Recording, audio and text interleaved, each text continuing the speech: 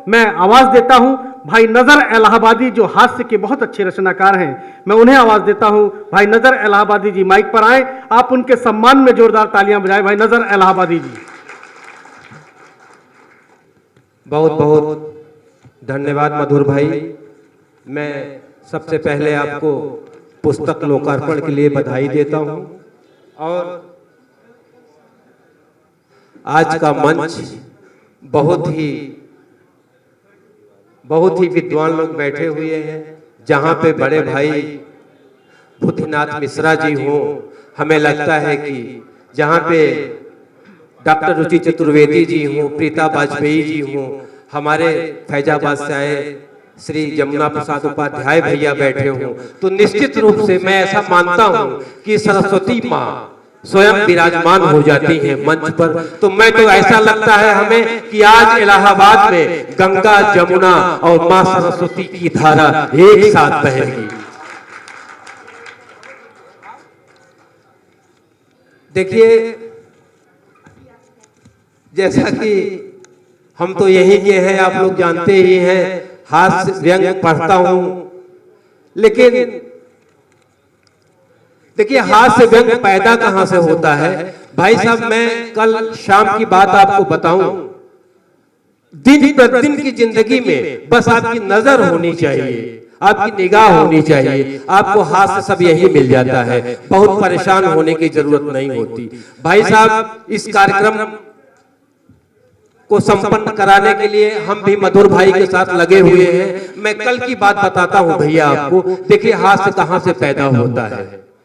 हमारे मुकुल भैया उधर खड़े हुए हैं, मुकुल जायसवाल जी। मैंने उनसे पूछा ये कल कि मुकुल भैया अब ये बताइए, आप अपना ये कार्यक्रम 1:30 बजे तक शुरू करवा देंगे? तो मुकुल भैया ने कहा औका। हम कहा यार ऐसी बात आप करते हैं, तो हमने कहा चलिए ठीक है, दिलीप चौरसिया जी हैं, हम उनसे पूछते हैं। मैंने आदरणीय दिलीप चौरसिया जी से पूछा, हमने कहा कि भैया आप ही अपना कार्यक्रम 1:30 बजे तक शुरू करा देंगे? तो चौरसिया जी ने कहा औ का। हम कहा यार सब वैसे ही हैं। तो हमने कहा चलिए हम अंतिम बात पूछते हैं, वो बताएंगे सच। आदरणीय दिवाकर नाथ द्विवेदी जी, त्रिपाठी जी, दिवाकर नाथ जी से मैं पूछूं, हमने कहा दिवाकर भैया आपका ये कार्यक्रम 1:30 बजे शुरू हो जाएगा? बोले जी हाँ।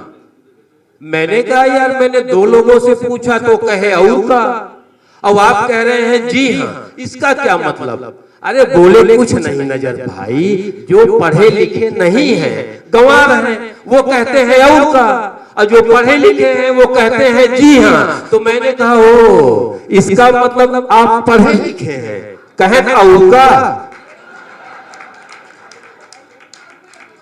हाँ देखिए, हास्य बहुत नहीं ढूंढना पड़ता ऐसे। आप भाई साहब, मैं डॉक्टर साहब के यहाँ बैठा हुआ था, एक गांव से माता, देखिए कितना सहज होता है हास्य ढूंढना।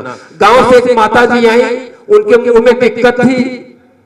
डॉक्टर साहब ने कहा माता जी मुंह फैलाइए। नहीं ये माता जी नहीं थी, हाँ वो गांव से आई थी। तो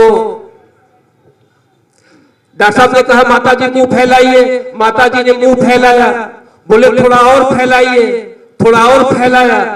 बोले माता जी थोड़ा सा और फैलाइए। तो देखिए हास्य कहाँ है। माता जी कहती हैं डॉक्टर साहब यहीं पे बिग बाजार। देखिए मैं ऐसा कभी हूँ भाई साहब, मैं बहुत दिमाग नहीं लगाता, जो मैं देखता हूँ वही मैं लिख देता हूँ। मैं आपको अपनी एक बात बताऊं, इसी साल की बात है, मैं बिग बाजार कभी नहीं गया था। मैं गांव में रहता हूं भाई साहब, गांव का निवासी हूं। देखिए मेरे साथ क्या घटना घटती है। अब आप लोग उस जो आपका जन्म सिद्ध अधिकार है दूसरों के दुख में खुशी ढूंढना, वो मैं आपको देने का प्रयास करता हूं। एक चीज आपको ध्यान में रखना है सर, कि बिग बाजार में वो बिजली वाली सीढ़ी लोहे की है, वो चलती रहती है, उसी को दिमाग में रखिए और मेरी कविता और मेरी दिक्कतों का आनंद लीजिए आप।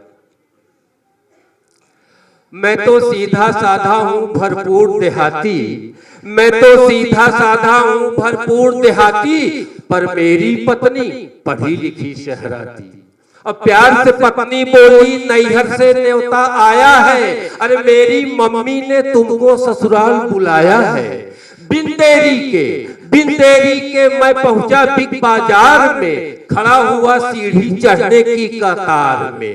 बिजली वाली, देखिए एक बात कहना मैं भूल गया, ये मेरी कविता बड़ी शिक्षाप्रद है, वो नौजवानों के लिए भी है और भूतपूर्व नौजवानों के लिए भी है। लेकिन मैं यहाँ ये कहना चाहूंगा कि नौजवान तो मेरी कविता पर अमल करके उसमें कुछ भविष्य ढूंढने का प्रयास करें। मैं 1 मिनट के लिए क्षमा चाहूंगी। बिल्कुल बिल्कुल। हमारे बीच विशिष्ट अतिथि के रूप में डॉक्टर नरेंद्र कुमार सिंह गौर जी, पूर्व मंत्री उत्तर प्रदेश सरकार, उपस्थित हो चुके हैं। आप सभी से निवेदन करती हूं कि करतल ध्वनि से आप उनका स्वागत और अभिनंदन करें। मैं हंसवाहिनी संस्था के महासचिव शैलेंद्र मधुर जी से निवेदन करती हूं कि आप हमारे बीच उपस्थित माननीय डॉक्टर नरेंद्र कुमार सिंह गौर जी का माल्यार्पण कर स्वागत और अभिनंदन करें।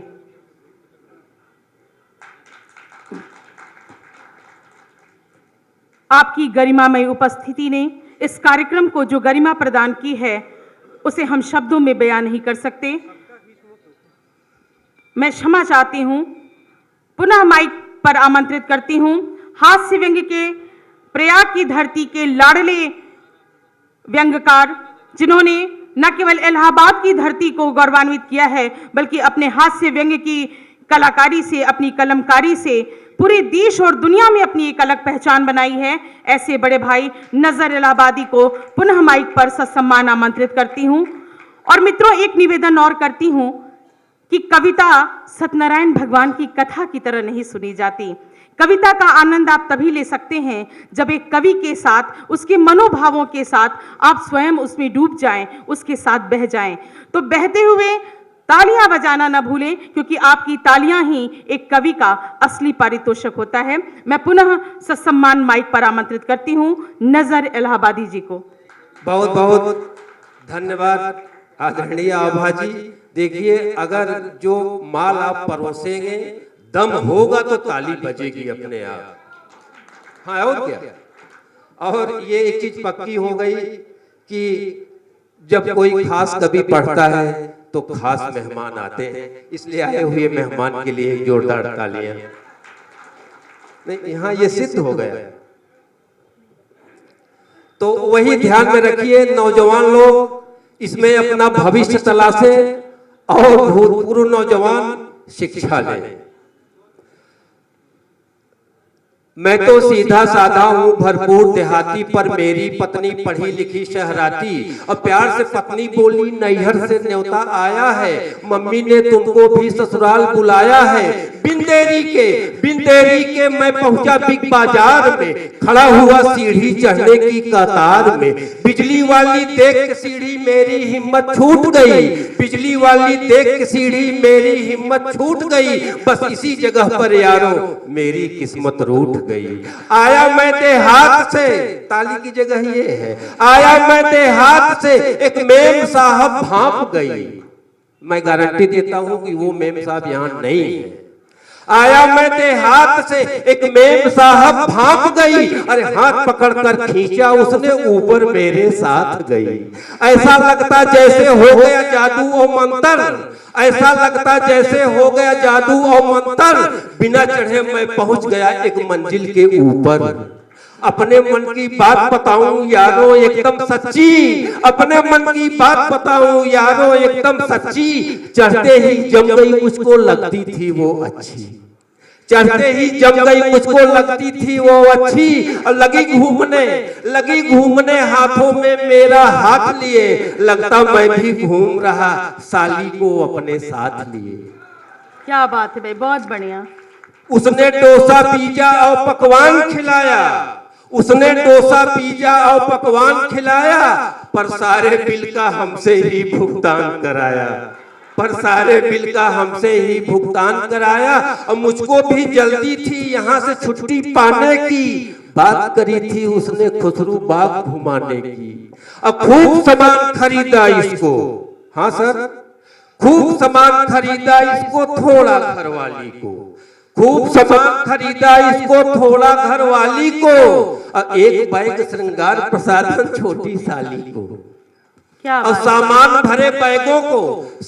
भरे बैगों को खुद लटकाया उसने, हमसे बोली सुरती रगड़ो, खुद तो गुटखा खाया उसने। अब ये लाइन देखिएगा सर कि सीढ़ी से नीचे जाने में, आदरणीय, सीढ़ी से नीचे जाने में, अरे अब की कच्चा खाया हमने, अरे 3 बैग ले उतर गई नीचे से हाथ हिलाया उसने, 3 बैग ले उतर गई नीचे से हाथ हिलाया उसने। मैंने हो हल्ला तो बहुत मचाया लेकिन सब बेकार गया, अरे किस्मत ही फूटी थी जो बिग बाजार गया।